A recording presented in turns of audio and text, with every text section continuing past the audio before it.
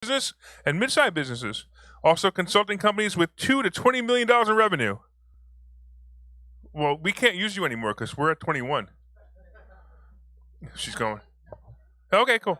She has she has 20 years experience in the corporate world plus another 15 elevating entrepreneurs and believes that small and mid-sized businesses deserve access to high-level financial management talent to chart their path to success and profitability. Was that a run-on sentence or was that a good one? I don't know. All right, cool.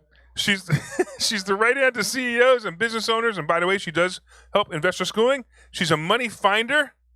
You pick up pennies? All right, cool. And she reveals the story behind the numbers. Give me a hand for Patty Lawrence.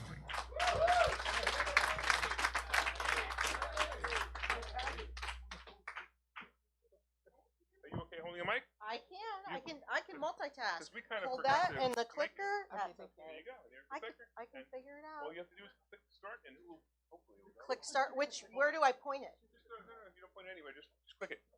Maybe. There we go. Try now. Click. No, There we go. You can put it anywhere you want. Actually, here. Point it every single time at Phil. It Bounces right off of him. It sends a cancer-causing. Oh outbreak. no, we don't want that. We want to keep him. We want to keep No, everybody. you don't understand. He wants to go to Guadalajara. Oh, okay. For those of you guys who watch this presentation, you get it. So I would say that one of the common themes that I've heard, and I had a previous commitment, so I wasn't here yesterday. I couldn't join you, but what I'm hearing is abundance mindset. So who would say that they do have an abundance mindset here? So I'm here. What's that? Trying. You're moving over? Moving to get there? What's that? Sorry. Like here? Okay. I don't want to trip over that thing. So that's, but I don't think I'm an insured. So one of the things that I do with my clients, our clients, because I'm the top of the heap at Turbo Execs, but what is really important is developing and elevating that money mindset, right? The abundance mindset. So that's what we want to continue to do, because what I want to do with you is make sure that you're keeping more of what you've earned, right? You're earning it. It's in your business. Maybe it's tied up in your business. We need to free it because we want to have cash, right? We want to have cash. We want to have a lot of it because there are lots of things to do with lots of cash, right? That's what we want. So what I wanted to start off with is, people have said, okay, Patty, what do you do? Right? Well, I'm a CFO, and CFO is Chief Financial Officer. It's not a CPA. I'm going to differentiate what we do and why it's different from what a CPA does. CPAs are certified public accountants. So while we in the financial management world internally, we're internal to your company. We're not on the outside, we're on the inside. We're the right hand of CEOs. So what we're looking to do is we're leading the financial activities of your company. And we set policies and we think strategically, and what we're doing is trying to up-level the entire organization so that everybody is focused on making more money. More money in that operation is better, right? Can we do it more efficiently, better, faster, smarter, right? We're hearing all these great ideas Friday, Saturday, Sunday, right? Lots of great ideas about how do you get more money? How are we going to be smarter about getting the money and keeping the money and growing the money? Those are some of the things we do. We do that with our business owner partners. We have an operational focus, whereas a CPA, they're looking at it from the outside. They're a member of your team because there's that tax thing that has to happen, right? Every year you have to file taxes. So they're on board for that activity and hopefully for tax planning purposes, because you want to be able to have a plan Like, no, okay, if I'm going to come in with this much income this year, what's my potential tax bill? What do I have to kind of have set aside for that? Because we want to make sure that we have that cash available. We don't want to go, oh shit, I got this big tax bill, and what am I going to do?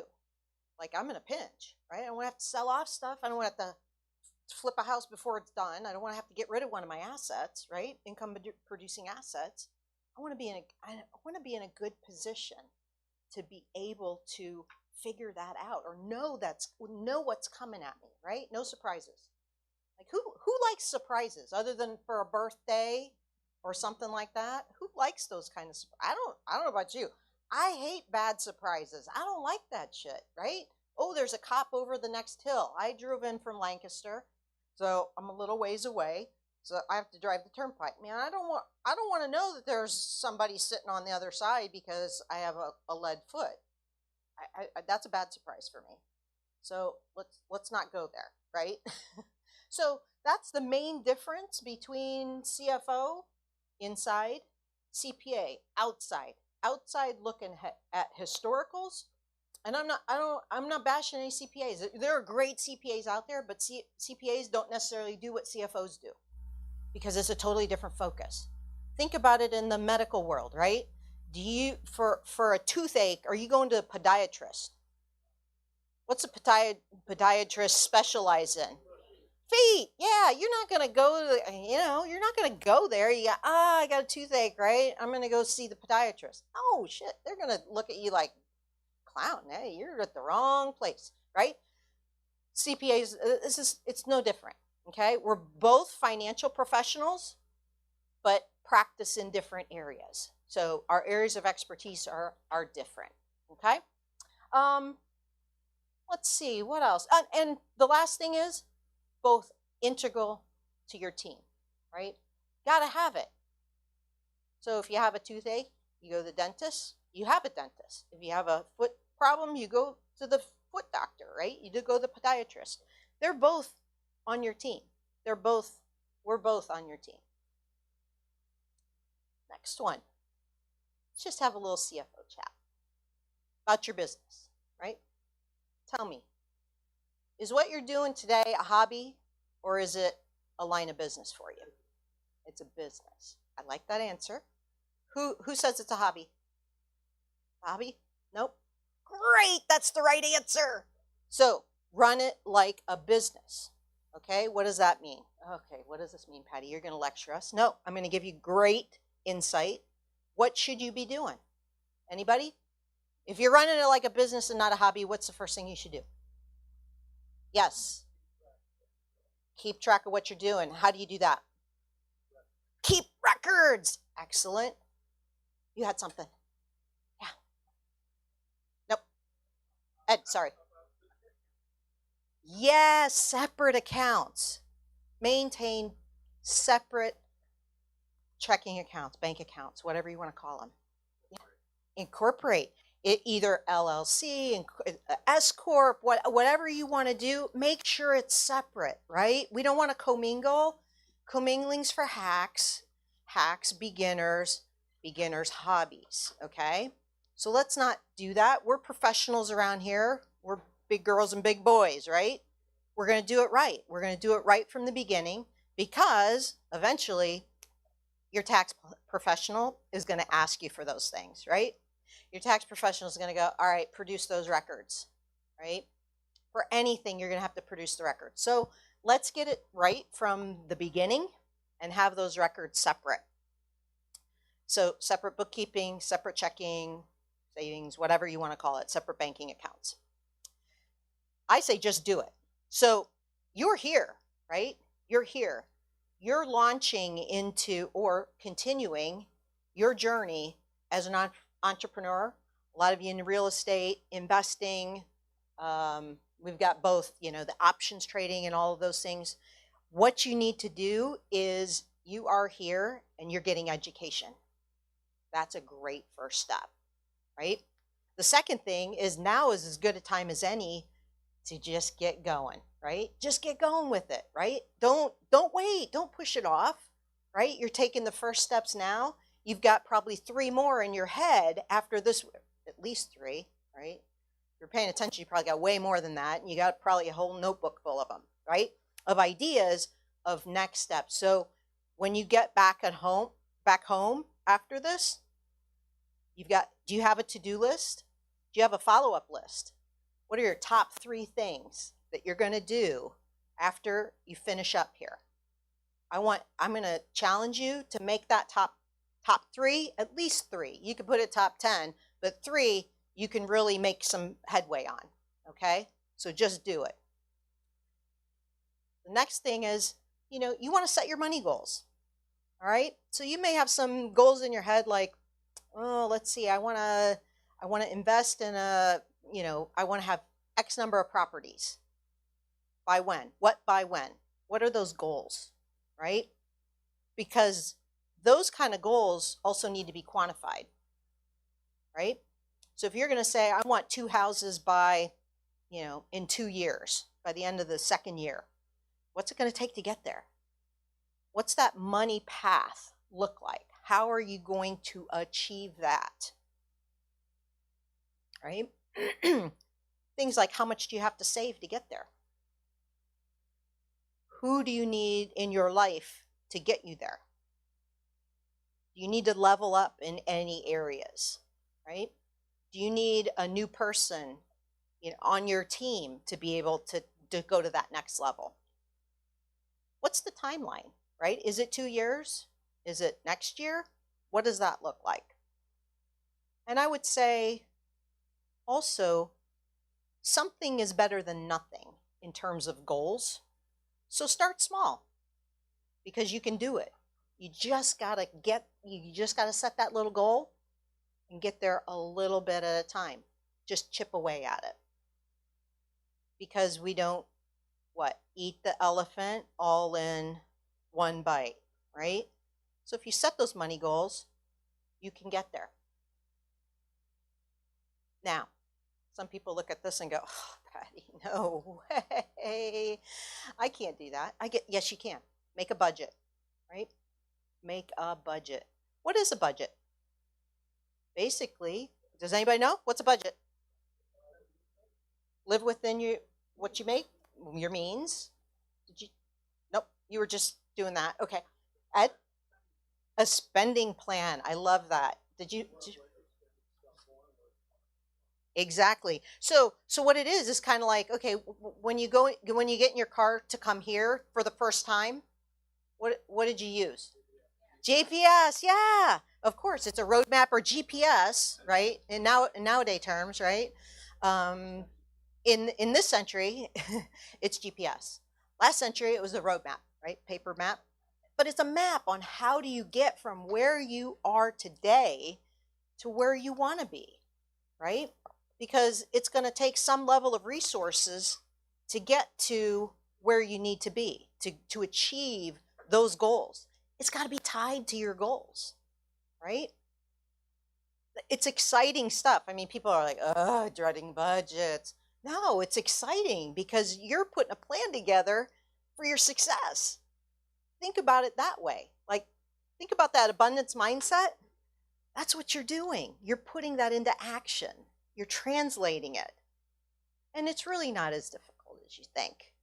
If you look at some of the data that you probably have, nobody raised their hand about a hobby. So you guys are running like businesses. You've got some data. You've got some reports. All you got to do is pull that and look at them. Pull them apart a little bit.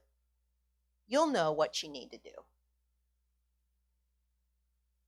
I call it saving like a squirrel, right? Squirrels, they gather nuts one at a time, right? Because, that's all they can carry at a time. And they take them back to their nest. So what I say is start small. Start small, saving like a squirrel.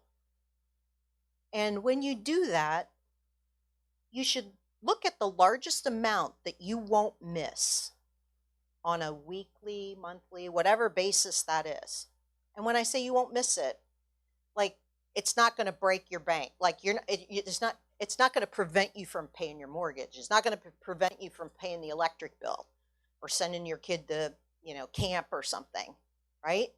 But what if you just said $100 a week. I won't miss it, setting it aside, right? And you just squirrel that away. Pretty soon, at the end of 52 weeks, at the end of a year, $5,200. Now, if you tried to do that all at once, it might be a little bit harder, or times 10, whatever your relative number is. I'm just trying to keep the math easy here. But sometimes it's not easy to get it all at once. But if you're squirreling it away a little at a time, makes it way easier, right? And how many of you do online banking? Yeah? Online banks make it so freaking easy, right? You can just set up this little recurring thing that says, boop, move it, out of sight, out of mind, right? Move it to another account so it's not in your operating account. It's not in your checking account where you don't see it every day.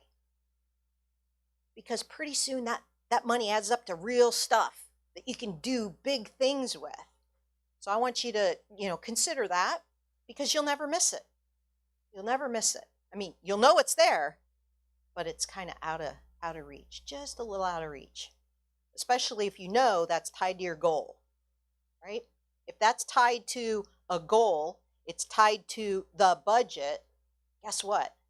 It gets easier to just kind of let it be for a bit, right? Till you get it to the right number. And then that helps you achieve that next level of success, right? And your budget and your plan and your dream and your goal, check all those boxes. It's awesome. Let's see, the last one. Oh, I love this one. Alignment equals velocity. It's like, what the hell does that mean? Well, first of all, it's mindset. Mindset. So where is everybody's level of play around money, right? And success and abundance, right? Larry teaches a lot about abundance. He might not call it that, but he teaches a boatload about it. Sorry, I was going to say shitload. Which I can. But it all ties in, right? So we start with our mindset. Then we have some goals, right? Under that. We have a budget. How do all these things tie? Some guiding principles, because that's who we are, right? How do we think? Who do we surround ourselves with? What do we like? What do we not like, right? Alignment with those levels there. If everything's in alignment, you get to achieve your goals and dreams faster when they're in alignment. When all those things are in alignment, moon, sun, and stars, right? Everything in your universe is in alignment. You get to where you're going faster. You know why? Because there's nothing that's going to stop you. Nothing. You know what you want. You're going to resource it. You're going to save for it. You've got the goals. You've got the prize in mind. Everything lines up. Guess what? Go to town. So alignment, to me, alignment equals velocity, and that means you're going to get faster results. You're just not going to get the friction that's out there, right? Let that go. Shed it. Don't let it in. It's not in your plan, right? You got naysayers out there? Push them aside. They say, oh, I heard about that. That doesn't really work. I'm like, okay, you could subscribe to that. I'm over here, right? I believe. All those things are in alignment. Let's go, right? We're taking off. One last thing. If you know what an income statement looks like, a P&L, at the top, very top line is revenue, right? So if you have rental properties, is rental income, right? Income. So that's what you take in. So one of these things I was at a, not at a, I just finished up like a 6-month course in cash and value management, company value management. And the guy that was teaching, he's an Aussie, and he had this saying, revenue is vanity. Okay, so the top line, because people brag about that shit all the time, right? Don't they? And it's such bullshit, right? I got an 8-figure business. I'm like, ooh, yeah, who cares? Who cares? Because profit is sanity. So tell me what your bottom line is, right? So I'll one up you. Great, you got an 8-figure business. I can give a shit, right? What's your bottom line? Profit is sanity, right? That's like, whew, gotta have that, right? Because that keeps us keeps us grounded, right? But cash is where it's at. Cash is king. Cash flow is king. Cash flow is king. So you got to know, right? If somebody's BSing you about, oh yeah, I got an 8-figure business, yay. It's like, okay, how much cash? How much cash are you spending off of that business? You pay yourself, right? You pay yourself first. It's some important stuff. It's amazing to me how many people brag about that top line and they got nothing to show for it. And I know that's not any of you here because you're learning that cash flow is king. So I know we were bashing bankers earlier, but I like this little guy. But I want to talk to you about why bankers are important in our little ecosystem, okay? We can shun them at some point. We can outgrow them. I don't want to say shun them because they have their place, okay? I'm not a banker. I'm accounting all the way, but bankers can be in your court, okay? Especially as you're starting out, right?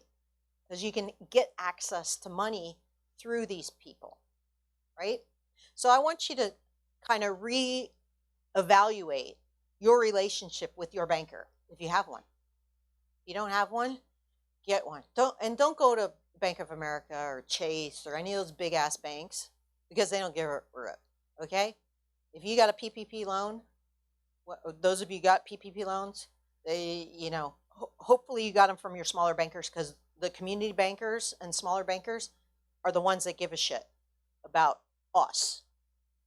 It's not the Chase and the Bank of America and the Wells Fargos. They don't give a shit.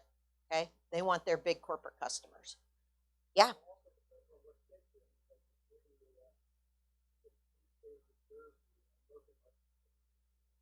Oh, I'm sorry. If you're in the state of New Jersey, everything, friends I have over here in Pennsylvania, they were making out with the PP to help their business. Murphy was destroying a third of the small businesses in New Jersey. If you would have called me, I would have helped you get a PPP. Really? Oh yeah. Oh wow. Absolutely. Well, they don't call me the money finder for no reason. Knowledge is power.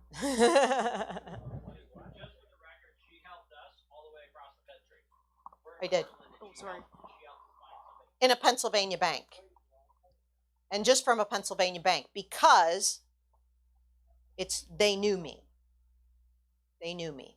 So my banker said, hey, any referral, Patty, from you, we don't care where they are. I mean, in the U.S. We don't care where they are in the U.S. We'll get them funded. And they did. Yes. Patty, what's your opinion on, or what's your take on credit unions? I love credit unions as long as they have, they're big enough to serve you. Yeah, I'm not familiar with that specific one, but I think credit unions are a great place to start, especially if they have a platform, especially online platform that can work for you. As long as they aren't, so remote that they can't take care of you. I don't personally. I have one client that has one. I work with clients across the U.S. So our clients are geographically dispersed. they're not all in, Pennsylvania. So I help everybody, with whatever banking situation they have. We can evaluate that with where they are and what what their needs are and what level of service they need, and try to match it up with the appropriate institution. Somebody had their hand up. Yeah, what's a PPP loan? Paycheck protection program. So that was in the early days of COVID to help businesses retain their employees during over the shutdowns. And the second round of it was for to help shore up working capital levels in businesses that had a decline in sales revenue in any quarter on a year-on-year basis between 2020 and 2019 comparatively. So a lot of places just had to shut down, and their sales went boom. So if they were down 25% or more, they were able to take advantage of that program. And those loans were forgivable, meaning they wrote them off. So it was free money.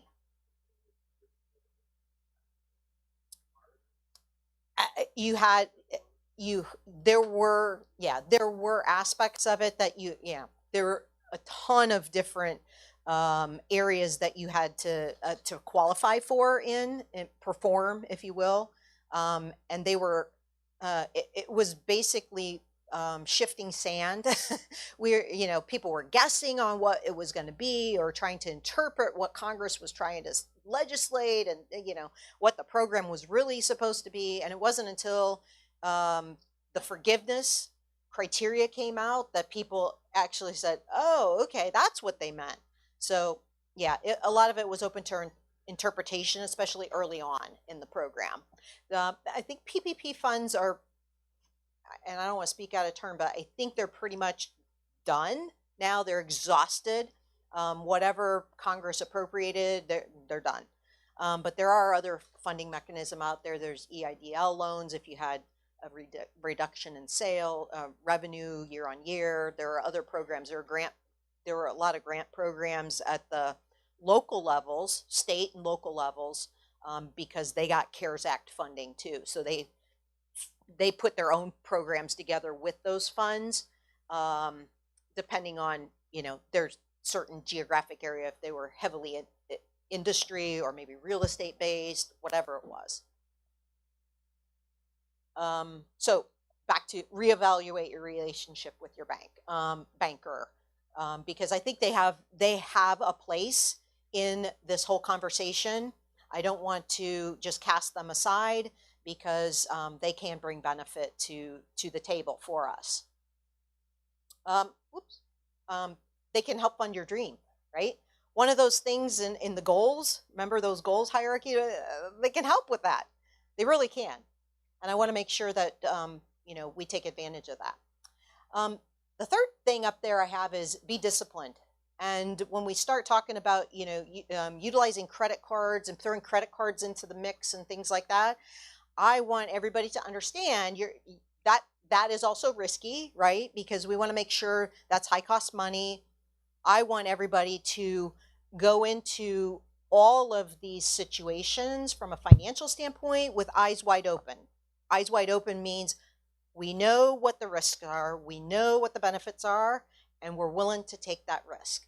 So I don't want you to know only half of the equation. I want you to know the whole equation, so that you can be disciplined in your choices and how you manage these things. Because, bank money, there's some strings attached, sure, but there's strings attached to other money as well. And you just have to know what the rules are, right? To be able to take full advantage of this and make it work for you.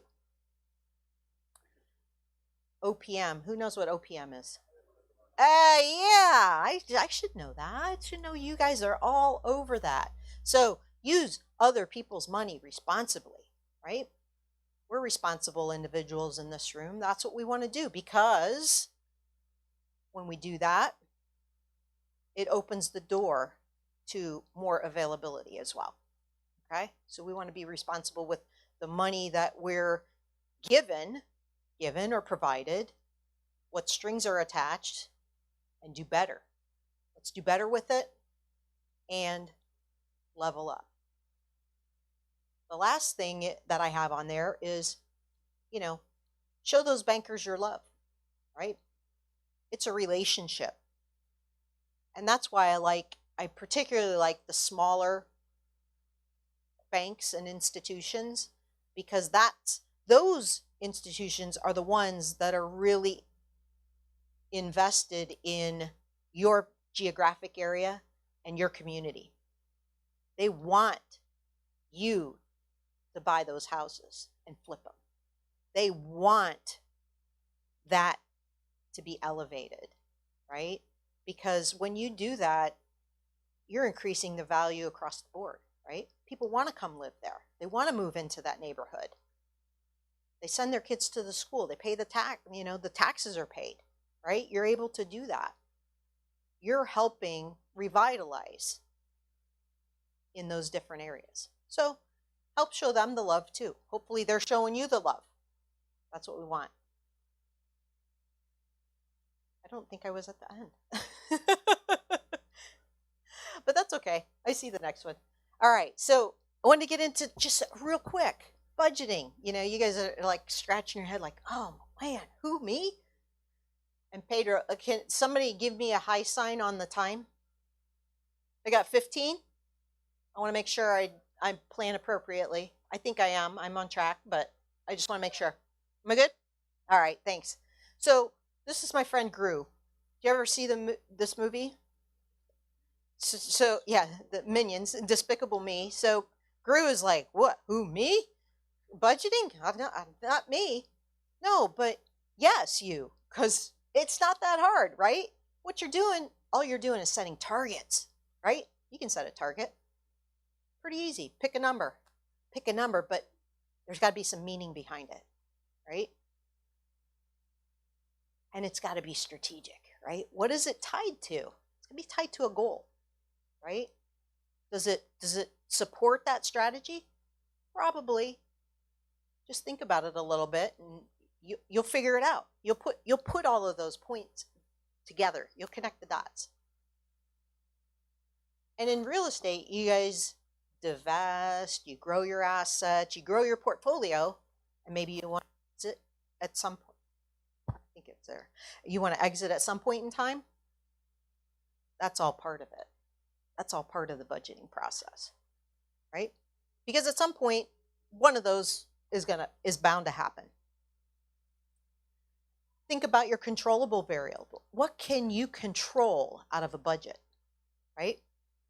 If you can control how much you charge on rent, yeah, I think you can. If you're the owner, sure you can. If you can control some of the other things, who do you bring in to help you? Maybe you have a property that you maintain. Maybe you need to have it out to bid for something, for lawn service or snow, because we have that around here sometimes. And renegotiation. That's the R word that I love. Who looks for opportunities to renegotiate? Anybody? Yes. That's fun. That should be fun. Because remember, in a negotiation, it's a relationship. There's no kind of win-lose, right? We're talking about a relationship there in a renegotiation or any negotiation, right? And nobody wins a relationship, do they? I have a friend who talks about negotiation. She's an expert. And that's her approach, and I so love it. I so love it because it's so true. You don't win a relationship. You nurture it, right? And then pull it all together. And guess what? When you assign numbers to all of those things, pretty soon you got a budget. It's so cool. And then you get Emmett, my other buddy. He sings everything is awesome, because it is when you have a budget. Because what can you do with it? Well, you can measure and manage with it, right? You can measure, manage. And we manage what's important to us, don't we? And we measure what's important to us. We reassess and we learn, right? Because we look back and go, oh, damn, woulda, coulda, shoulda. What should that number have been? I was half of what it should have been. Okay, well, next time you do it, double it from what you had before. You question expenses. It's like, damn, that thing's been on autopilot. Who has those little subscriptions that are for $3 a month or something, right? We have to go back and reassess those things, right? It's like, oh shit, I'm not even using that anymore. I got to get rid of that, right? Every once in a while. And you know what? You can do that in your personal life. Forget, it's not just business life, right? We have it's like, oh man, I haven't used that for years. What's that doing there still? Yeah. Thought I canceled that. No, it's still there, right? Still coming out of your checking account, still hitting your credit card. Better, faster decisions when we have a budget, right? We can look at a budget and go, yep, I'm on track. Cool. That's what my number is going to be. Or we can say, yep, nope, we're about 25% lower than we need to be. Or we're blowing the doors off. We're 25% ahead, right? Ooh. We got some pretty good decisions based on that because we've got that document already done, right? And we put a lot of thought into it, right? We got a lot of horsepower up here. We put a lot of thought into that. So there's got to be something good that comes out of that, right? It's a good decision-making tool. We can respond to the unexpected. Oh, COVID. COVID put the stop on a lot of things, right? Or prices went up, right? Now we're dealing with the, supply chains are all effed up. Woo. So, that being the case, what do we need to do? There's some things that, we need to tweak. We need to tweak some numbers, but we've got a plan that we can adjust. And we can update it and use it for forecasts. Forecasts are kind of interims, right? You look at it mid-year, quarterly, whatnot, update it a little bit, tweak it. It's all good. And then everything is awesome. So just to recap, now I can show it to you graphically. It's a cycle. And these are just very high level things, right? Measure, monitor, analyze, course correct, and coach.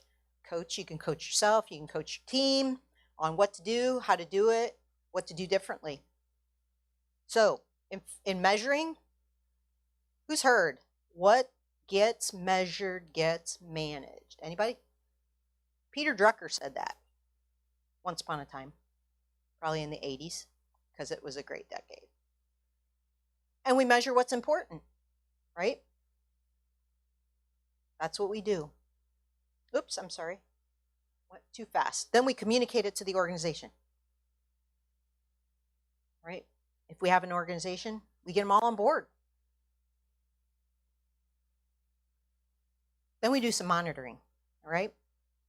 So monitoring in my language to a CFO is, what are we paying attention to on a regular basis, right?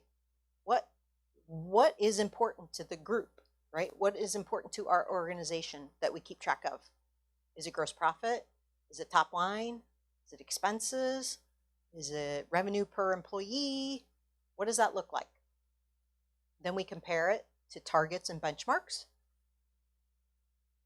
And then we put our analyzing hat on, which is not dissimilar to this one. We put that hat on and we say, hey, do we notice anything? Get analytical with it. Are there any trends coming up?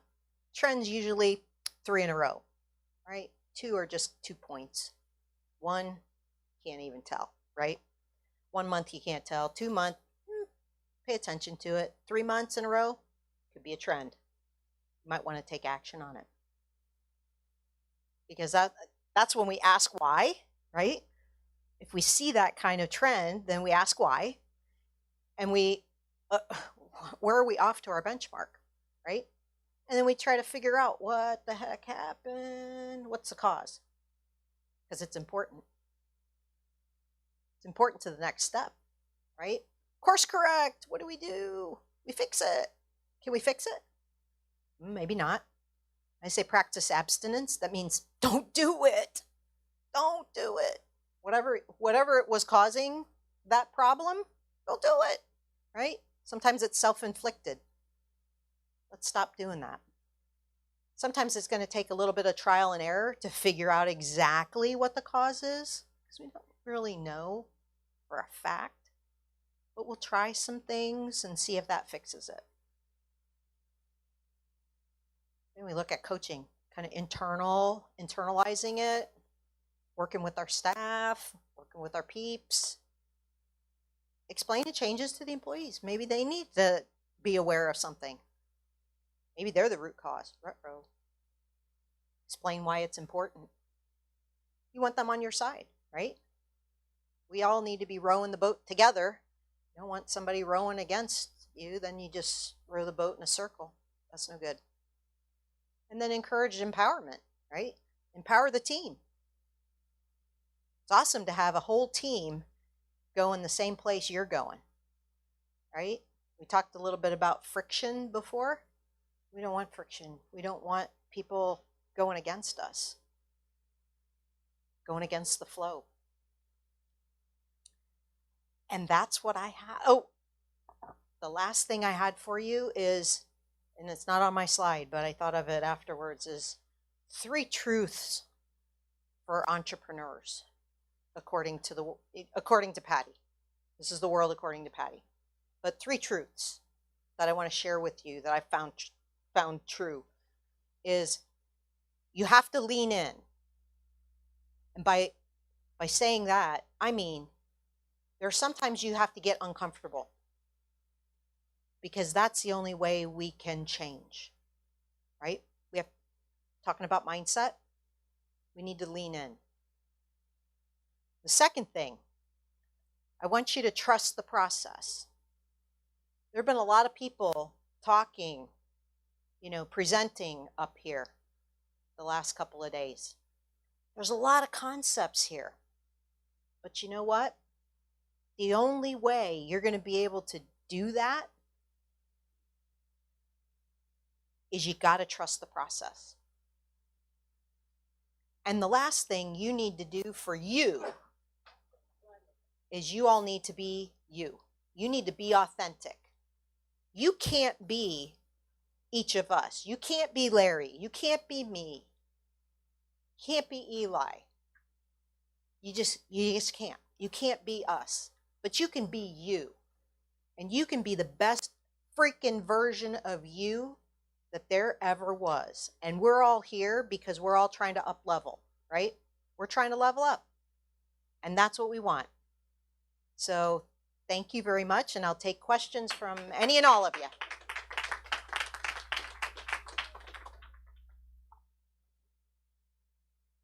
Question? What's your definition of wealth? I love that. I've heard people talk about that, and it's a little less quantitative than it is qualitative. Wealth is what's left after the money runs out. You like it? I'm smarter than you think I am. Everyone is. No. Does that help you? It's not a number, and I don't have a number answer for you, but honestly, that's me, and that's from my heart, because I truly believe that, because each of you has wealth. Now, how do you increase that wealth?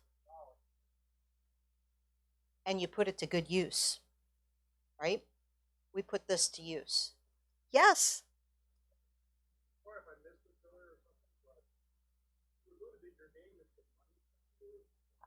They call me a money finder. Yes.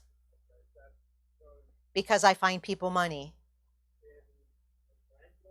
I can find it inside their business. I can look Okay. at their numbers and find where money is hiding out that needs to be let loose. Right? We need to convert it to cash because it's not doing anything in their business. It's not productive. Okay? And it could be used for other things. I can also find people money that other people aren't thinking about.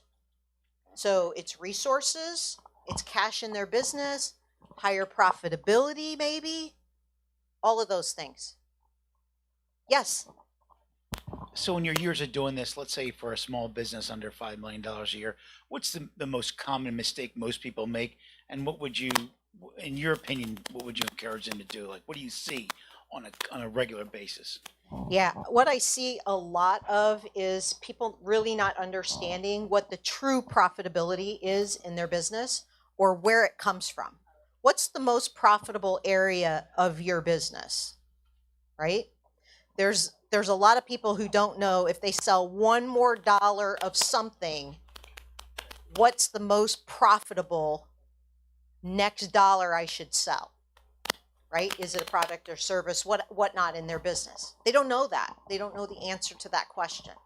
So if you were to put, say, resources against that, either people resources, money resources, which are usually the same, unless people work for you voluntarily. If you put effort against that, where should you be focusing in your business to immediately increase the profitability of your business? I see that a lot.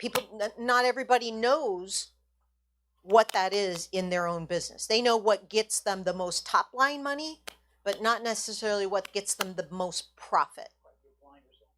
Mhm. Yeah. Any more? Oh, yep, more. Do you work on a retainer, or how can people get in touch with you? Yeah, I have some business cards in the back. I have some post-it notes if there's any still in the back there. Please help yourself. That was a weirdly worded question, but say that again. I wanted to see how people could get in touch with you.